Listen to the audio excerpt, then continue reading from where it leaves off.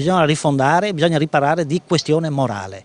C'è gente che vive con 700 euro al mese, con 600, con 400 e c'è gente che immoralmente, non che li si meriti, prende anche 20.000 euro al mese.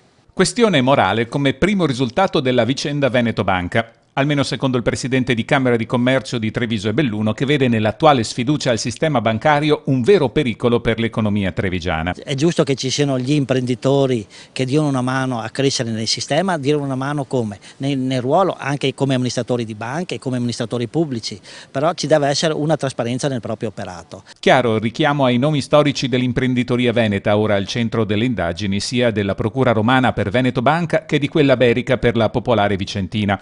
Trasparenza nell'impresa che si finanzia con il risparmio dei cittadini che ripongono con fiducia nelle banche che fanno da garanti ai prestiti.